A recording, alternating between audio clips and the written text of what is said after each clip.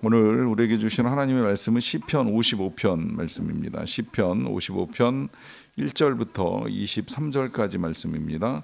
시편 55편 1절부터 마지막 절까지 말씀을 저와 여러분들이 한 절씩 교독하고 마지막 절을 합독하겠습니다.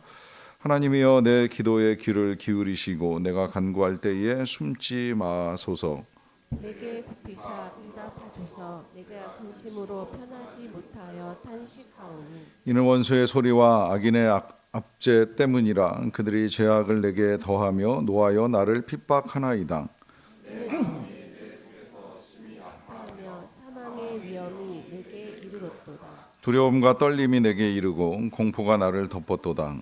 아니 내게 비둘기같이 날개가 있다면 날아가서 속히 내가 멀리 날아가서 광야에 머무르리로다. 병풍을 피하리라 하였도다.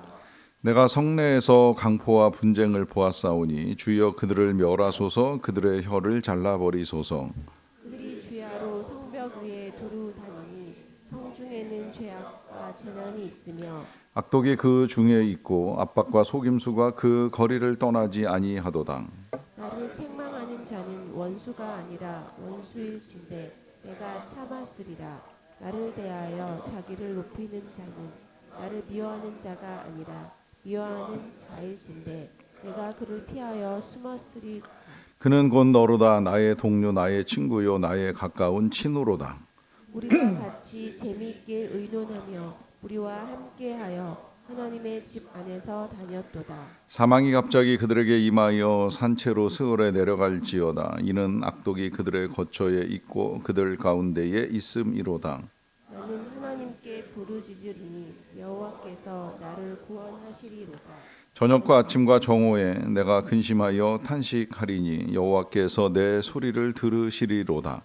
나를 대적하는 자 많더니 나를 치는 전쟁에서 그가 내 생명을 구원하사 평안하게 하셨도다.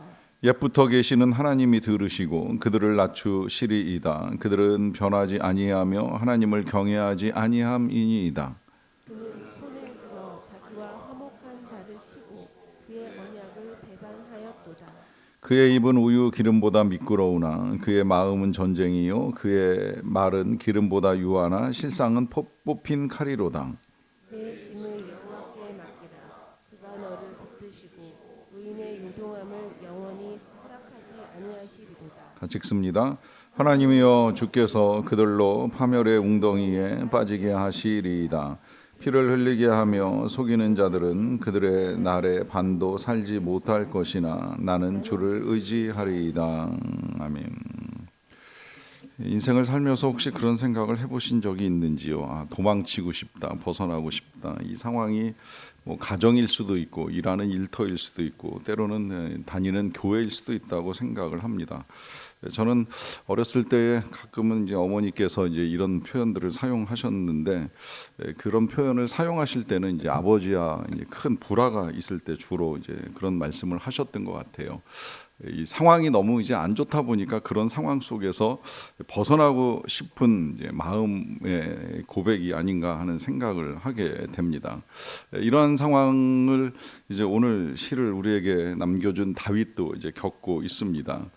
그는 오늘도 어제와 다르지 않게 1절을 시작하면서 똑같이 하나님을 찾습니다. 다른 수식어 없이 하나님을 부르면서 자신의 기도에 귀를 기울이시고 간구할 때에 숨지 마소서, 내게 굽히사 응답하소서라고 하는 표현을 사용하는데, 여기서 이 숨지 마소서라고 하는 표현이 어쩌면 숨고 싶은 자신의 마음의 표현이 아니었나. 너무나 지금 상황이 힘드니까 어디든 가서 숨고 싶다, 피하고 싶다, 이제 이런 생각을 가지고 기도를 드리다 보니까 혹 하나님은 숨어 계신 거 아닌가 하는 생각까지 하면서 이제는 응답에 대한 요청뿐만이 아니라 숨지 마시라라고 하는 요청을 합니다. 이제 이렇게 해석을 하는 이유는 그가 6절에 이런 고백을 하기 때문인데요. 나는 말하기를 만일 내게 비둘기같이 날개가 있다면 날아가서 편히 쉬리이다. 내가 멀리 날아가서 광야에 머무르리로다라고 합니다.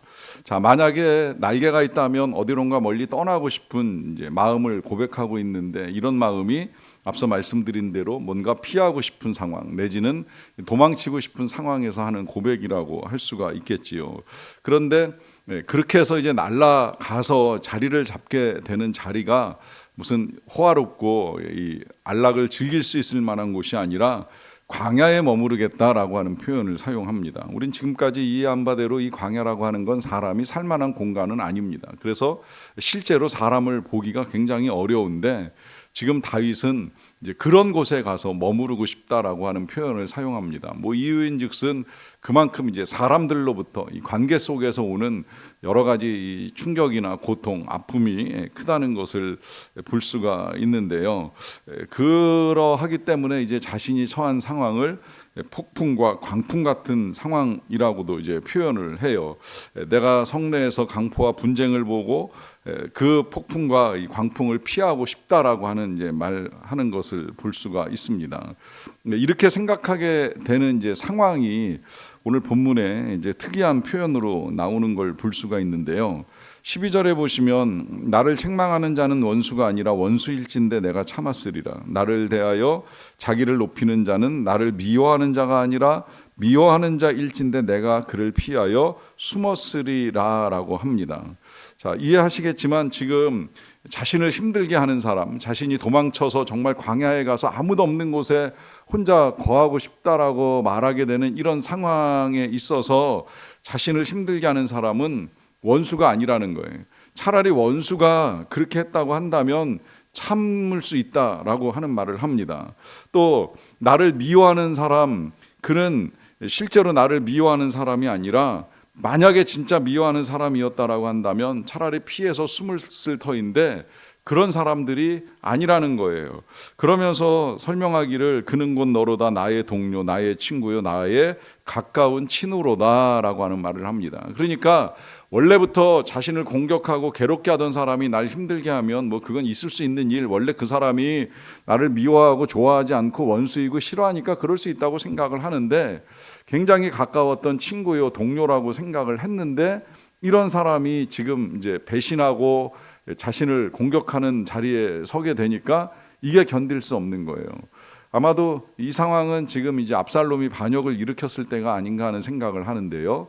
다윗은 압살롬을 무척이나 사랑했습니다. 그래서 한 번도 그가 성장하는 동안에 너가 왜 그리하였느냐라고 하는 말로 그를 야단친 적이 없다고 성경이 우리에게 전해줍니다. 뭐 그리고 그가 워낙 외모가 뛰어나고 이제 지혜가 출중해서 이 예루살렘 성의 사람들도 그를 좋아하고 추종하는 사람들이 있을 정도였죠. 그런데 이제 그런 그가 어느 날 자신이 왕위를 물려받을 만한 자격이 안 된다는 생각을 했는지 이 다윗을 향하여 반역을 일으키는데, 이 반역에 있어서 다윗이 어려웠던 건 아들의 배신이나 변심도 힘들었지만 그 편에서 이제 그를 돕는 사람들 중에 자신에게 제일 가까운 사람이 압살롬의 편에 선 거예요. 그게 아이도벨입니다. 이 아이도벨이 그동안 오랜 세월, 오늘 여기 다윗의 표현대로 하면 14절에 우리가 같이 의논하며 재미있게 의논하며 무리와 함께하여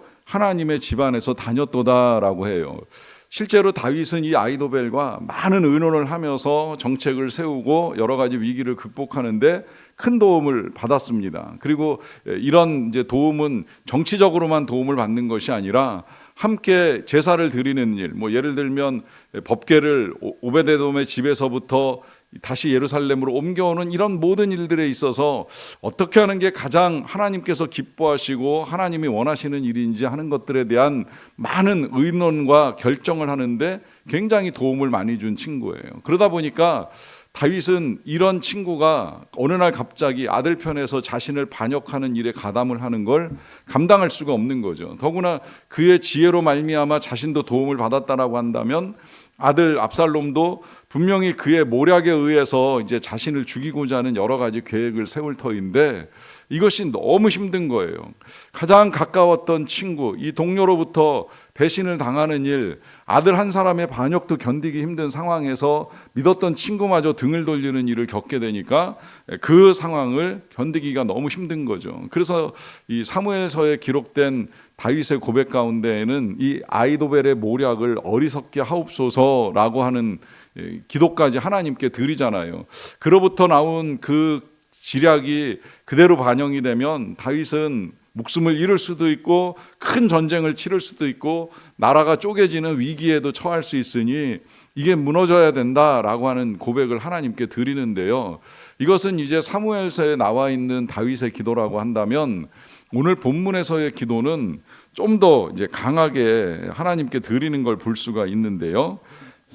먼저 9절을 보시게 되면 이렇게 기도를 합니다. 내가 성내에서 강포와 분쟁을 보았사오니 주여 그들을 멸하소서, 그들의 혀를 잘라버리소서라고 합니다. 그러니까 아예 왕 옆에서 어떤 말도 못하게 해달라는 거예요. 그러니까 혀를 잘라버렸으면 좋겠다라고 하는 말을 합니다. 그런데 기도가 여기에서만 그치는 것이 아니라요, 15절을 보시게 되면 사망이 갑자기 그들에게 임하여 산채로 스올에 내려갈지어다 라고 선포를 합니다. 그러니까 그들이 빨리 죽임을 당해서 아니면 살아있는 채로 지옥에 떨어지는 것 같은 고통을 겪었으면 좋겠습니다 라고 하는 기도를 드리고요. 또 그 다음에 이제 23절에 가서 보시게 되면 하나님이여 주께서 그들로 파멸의 웅덩이에 빠지게 하시리다 라고 하면서 어떻게 해서든 그들의 멸망을 위하여, 이 아이도벨과 함께 모략을 꾸미는 이 모든 사람들의 멸망을 위하여 저주 같은 기도를 쏟아붓고 있는 것을 볼 수가 있습니다. 이렇게까지 기도를 하는 이유 보시면 20절에 그는 손을 들어 자기와 화목한 자를 치고 그의 언약을 배반하였기 때문이라고 하면서 이런 배반자, 이런 배신자 같은 경우에는 혀가 잘리든지 갑자기 죽음이 임하여서 정말 깊은 웅덩이에 빠지든지 비참한 지경에 처해 달라라고 하는 기도를 하나님께 드리고 있습니다. 읽어 나가다 보면 때때로 시편에서는 이제 이렇게도 하나님께 기도할 수 있는가라고 하는 의문이 제기되는 내용들이 그대로 기록되어 있는 것을 볼 때가 있는데요. 우리가 하나님을 믿으면서 더욱이 이제 그리스도의 사랑을 알고 그 용서의 은혜를 아는 우리가 이런 식으로 누군가를 저주하는 듯이 기도를 드릴 수 있는가라고 하는 이제 의문이 제기될 만한 끔찍한 표현들이 지금 나오고 있습니다. 저는 읽으면서 정말 실제로 이런 일이 일어날 수 있을까? 사람의 혀를 뽑는다는 건 제가 이해하는 바로 사람의 행위 중에도 가장 악독한 거 아니겠나 하는 생각이 드는 거예요. 이 혀를 자르게 되면 피도 많이 쏟아지거니와 평생 말도 제대로 못하고 먹는 것도 한없이 불편하게 되는데 어떻게 보면 죽이는 것보다 더 끔찍한 가해를 하는 것이 아니겠는가. 그런데 지금 다윗은 그런 일이 일어나게 해달라라고 하는 이제 기도를 드려요. 뭐 그 이외에 스월에 떨어지든지 웅덩이에 빠지든지 어떤 것도 정말 이런 저주를 하나님의 사람이라고 여겨왔던 다윗의 입에서 나올 수 있는 기도인가 하는 의문이 들만한 고백을 지금 하고 있지요. 일단 이렇게 지금 기도를 드리는 상황은 그만큼 이제 다윗이 힘들다는 거예요. 그러니까 이제 정말 도망갔으면 좋겠다. 이젠 누구도 싫다. 가장 가까웠고 가장 믿었고 가장 사랑스러운 친구였고 함께 제사도 드리고 예배도 드렸던 교우라고도 할 수가 있는데 그로부터 겪게 되는 이 배신과 배반은 정말 내가 혼자 떠나든지 그게 아니라고 한다면 하나님께서 그들에게 이런 일들을 행하셔서 그들을 멸망시키든지 이제 고난 가운데 처하게 하십사라고 하는 기도를 드리는데요. 여러분, 이런 기도가 절대 선하거나 옳다, 그리스도인으로서 가능하다, 마땅하다라고 하는 말씀을 드릴 수는 없습니다. 왜냐하면 이 다윗은 예수님을 모르던 시대에 이제 이런 문제를 풀어가기 위한 방법을 썼다라고 한다면 우리는 예수 그리스도를 통해서 우리에게 임한 하나님의 사랑이 얼마나 큰가를 알고 또 그 예수 그리스도께서는 실제로 자신에게 고통과 가해를 가하는 사람들을 향하여 용서의 은혜를 베푸시고 우리 또한 그런 용서의 은혜로 말미암아 하나님의 자녀가 되었다는 사실을 분명히 알고 있지요. 그리고 그 예수님께서 그런 일들을 행하시면서 우리에게 여러 차례 당부하신 건 용서하라는 것이었어요. 원수를 사랑하라는 것이었고, 네 원수가 오른뺨을 때리거든 왼뺨을 돌려대라고 말씀하시는 것이 주님의 뜻이었습니다. 그런 뜻을 알고 있는 우리이기에 이런 시를 읽어 나가다 보면 이게 도대체 가한 일인가? 이게 무슨 말인가? 하는 의문을 제기하는 건 너무나도 당연한 일이에요. 그럼에도 불구하고 오늘 이 말씀이 우리에게 성경으로 남겨진 이유가 있습니다. 저는 그 이유를 22절에서 결론으로 찾는데요. 내 짐을 여호와께 맡기라. 그가 너를 붙드시고 의인의 요동함을 영원히 허락하지 아니하시리로다라고 합니다. 저는 이 고백이 다윗이 시를 쓰면서 한 고백이라는 사실이 어떤 면에서는 더욱 놀랍습니다. 왜냐하면 그는 이런 상황 속에서도 이 모든 문제의 해결이 하나님의 손에 달려있는 문제라는 걸 분명히 알고 있는 거예요. 이 부분이 아주 중요합니다. 여기서 이제 우리는 보다 명확한 이제 선과 악의 경계가 나오는데요. 그것은 이런 상황 속에서 내가 해결하고 내가 원수를 갚고 내가 죽이고 내가 고통을 가하겠다라고 하는 생각을 여전히 가지고 있고 그걸 실천에 옮긴다면 더 끔찍한 죄가 되겠지요. 그런데 다윗은 비록 고백은 이렇게 할지라도 이 모든 짐, 이 모든 문제의 해결을 하나님께 맡기고 있다는 거예요. 여기서 이제 차이가 나는 거예요. 마음은 너무 상해서 독한 말을 쏟아낼 수는 있을지 모르겠지만 그러나 그 독한 일을 해결해 나가는 원리를 스스로 찾아 나가는 것이 아니라 하나님께 의탁하면서 풀어갑니다. 그러니까 예수님도 십자가 위에서 마지막 사람들을 용서하실 때 저들을 불쌍히 여겨달라고 하시면서 자신의 영혼은 하나님의 손에 의탁하시며 세상을 떠나시죠. 여러분, 그래서 이제 우리가 기도하는 것입니다. 상황이 억울하고 답답할 때, 정말 도망치고 피하고 싶을 때, 그래서 이 다윗 같은 저주와 욕이 우리의 입에서 나올 수 있는 상황이라 여겨질지라도 그 모든 짐들은 다 하나님께 맡겨야 합니다. 내가 행한다면 악한 일이 될 수 있겠지만 하나님께서 행하신다면 그것이 심판이 되는 거예요. 그러다 보니까 이제 다윗은 여러 번 기도를 해요. 오늘 본문에 보면 다윗이 밤에도 기도하고 아침에도 기도하고 정오에도 기도한다고 하면서 여러 차례 이제 이런 내용의 기도를 드렸을지 몰라요. 그런데 시간이 지나면서 다윗은 마음이 변합니다. 그래서 자신의 아들 압살롬을 너그러이 대해달라라고 하는 요청도 하고 이제 아이도벨의 모략이 폐하여서 후세의 모략대로 결국 압살롬이 무너지는 이제 일들을 하게 만드는 것을 봅니다. 그 모든 일들이 이 기도 가운데 응답하신 하나님의 손에서 이루어진 역사입니다. 그러하기에 오늘도 모든 짐들을 하나님께 맡기십시오. 어떠한 짐이라도 하나님께 의탁하시고 하나님의 손에서 하나님이 선하게 판단하시고 선하게 결정하고 이루어 가시는 선한 결과들을 볼 수 있는 저와 여러분들이 다 되시기를 간절히 축원합니다. 기도하겠습니다. 사랑과 은혜가 풍성하신 아버지 하나님 감사합니다. 오늘도 우리들을 사랑하셔서 기도의 자리에 이끌어 주시고 우리가 기도하게 하시며 우리가 구하고 간구할 때에 우리의 기도에 응답하시는 하나님의 사랑을 찬양합니다. 하나님이여 우리에게 응답하소서. 하나님이여 우리를 도우소서. 하나님이여 우리에게 역사하소서. 우리가 비록 부족하고 연약하고 때때로 잘못 생각하고 판단할지라도 우리의 이 모든 짐들을 다 하나님께 아뢰입니다. 하나님께 의탁하오니 하나님 긍휼과 자비를 베푸시고 주의 선한 능력을 나타내사 우리의 삶에 선한 일들이 이루어지게 하여 주시기를 간절히 원합니다.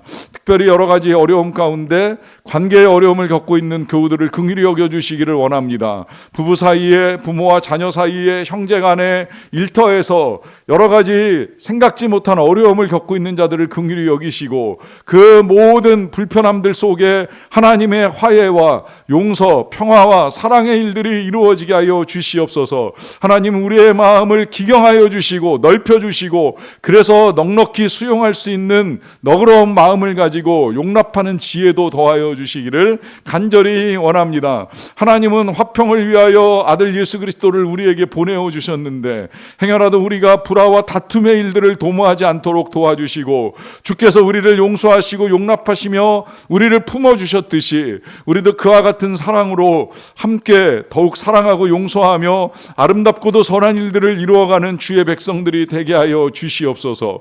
우리의 힘으로 감당이 안 되고 풀어갈 길이 없을 때에 하나님께 우리의 모든 짐을 맡기며 주가 주시는 평강을 누리며 살아갈 수 있는 거룩한 주의 백성들이 되게 하여 주시옵소서. 질병의 짐을 하나님께 의탁합니다. 치료하여 주시고 고쳐 주시옵소서. 더 악화되지 않게 하여 주시고 병환 중에도 평강을 잃지 않으실 수 있도록 하나님이 은혜를 베풀어 주시기를 간절히 원합니다. 일터의 여러 가지 부담들을 하나님께 의탁합니다.